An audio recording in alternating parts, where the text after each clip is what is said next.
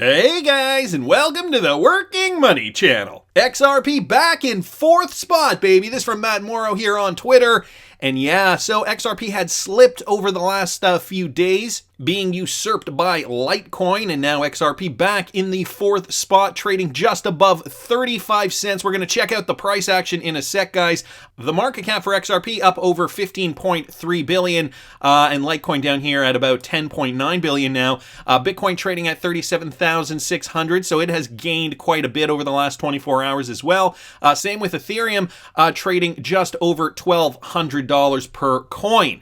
So, lots going on in the space right now. The bulls are rallying, and a surprise pump for XRP. MARTINCPVALK brought this to my attention. This from Raul Powell when asked about XRP by Duin here.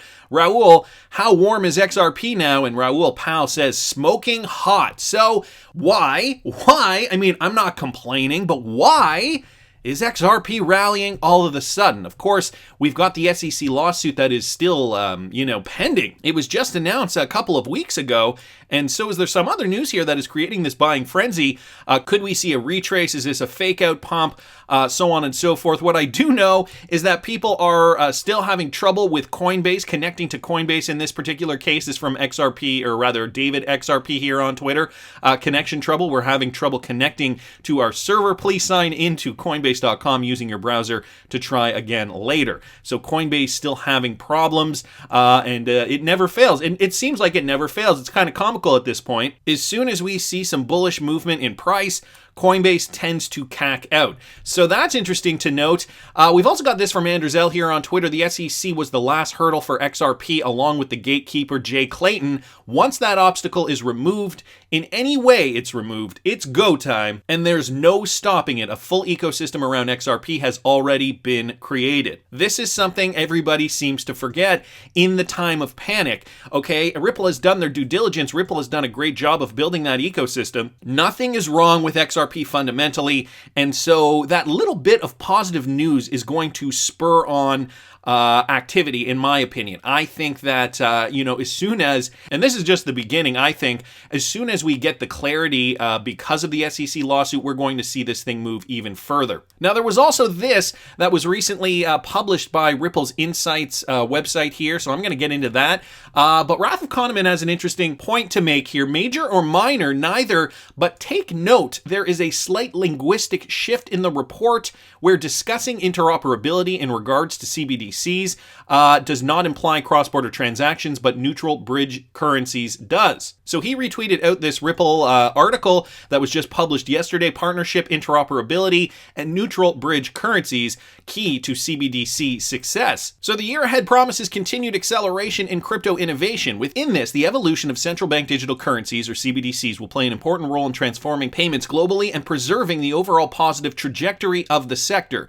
Key to this will be how central banks approach interoperability and regulations for these CBDCs. A network of diverse yet interoperable digital fiat currencies will help surmount the current financial system of today's country-specific walled financial gardens and impede cross-border payments, global commerce, and financial inclusion efforts. Existing conversations about CBDCs have taken on even greater urgency this past year for a number of reasons, including pandemic-related declines in cash usage, the need for more effective ways to distribute government aid to unbanked citizens, and the impending launch of China's digital yuan. These considerations have the potential to drive a faster and more dramatic transformation than might have been possible before. Released today, a new Ripple report explores the challenges and potential for CBDCs against the backdrop and makes a number of key recommendations. Much like common standards allowed the internet to become a global tool for exchange of information, the paper argues for CBDCs as a means to create open payment protocols and facilitate the frictionless exchange of value across borders. In turn, this will create faster, cheaper, and more efficient payment infrastructures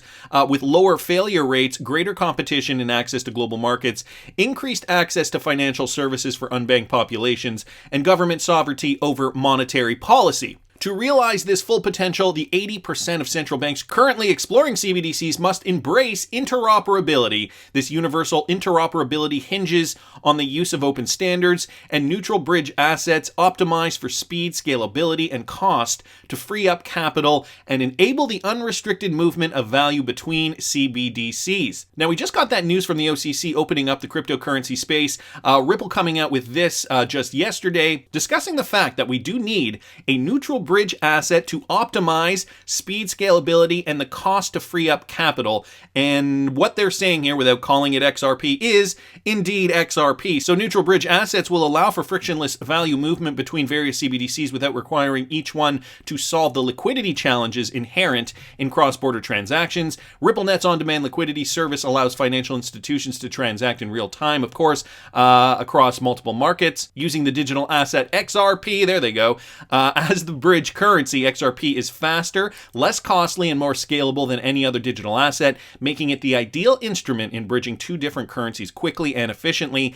This solution can also support the direct exchange of CBDCs. Importantly, central banks cannot create these systems in isolation, or they risk rebuilding the silos that already exist today, in which we impair the flow of value around the world. We've heard that before from Ripple. Instead, the paper argues for partnership with private entities and networks that are currently developing these tools. In short, Ripple envisions CBDCs as the future of fiat. Created and implemented holistically, they can ensure both domestic and global success for participating countries. Ripple is working closely with regulators and central banks around the world to develop the protocols and infrastructure that can be used to launch these CBDCs. So interesting to note, and as Wrath of Kahneman points out, that shift in language, where was it? It was somewhere down and around here. Let's go back to that. So he goes on to say, here's what Emi Yoshikawa of Ripple essentially summarizes in the report. She says, just as the global internet thrived by early agreement on common protocols, and then gives the examples there, so too should central banks start coordinating on CBDC standards to cover basic functions.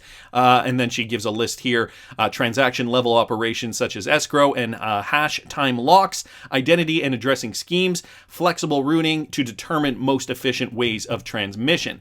Very interesting to say the least. Twain down here saying, what does it mean? Not much, says Wrath of Kahneman, just trying to carefully parse the language because people use interoperable to mean many things, including cross-border. Here, Ripple makes a case that part of CBDC interoperability would be working with a neutral bridge currency like XRP. BAXRP down here bringing up a good point. Interoperability across different versions of DLT and regulations will need to be addressed to allow integration to avoid market fragmentation. Central banks don't want to be left behind the curve.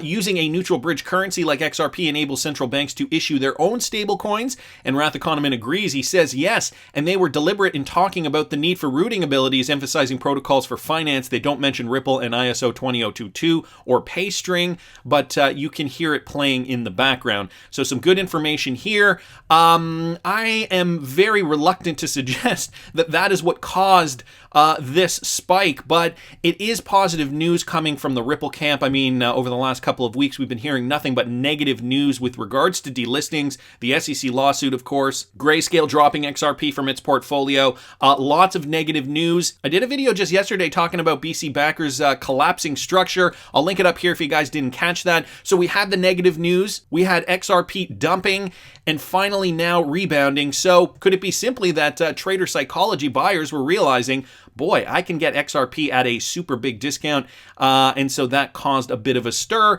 Certainly that is a possibility as well. I wanted to bring this up too, though, from Andrew Zell. The SEC was the last hurdle. Okay, so that was his comment from earlier. And Flare Community mentioned this lawsuit may be a blessing in disguise. Once XRP receives the clarity which Ripple has been seeking for so long, the floodgates will open, and this is what I've been saying for a while.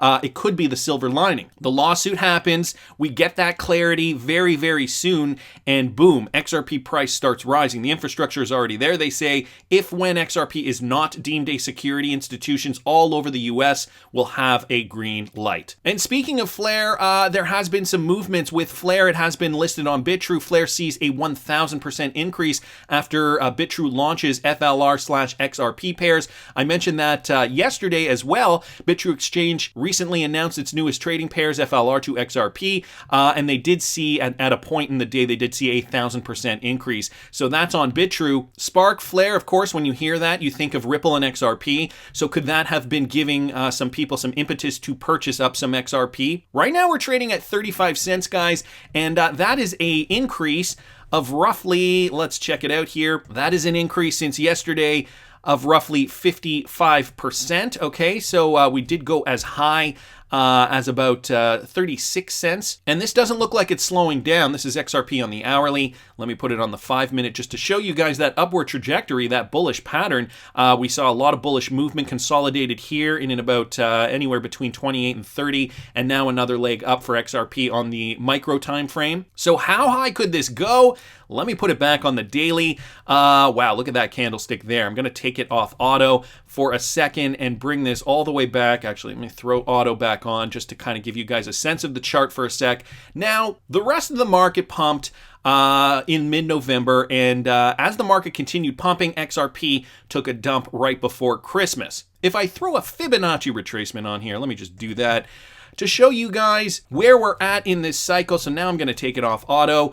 And let me put it on, we might get a better view on the 4-hour.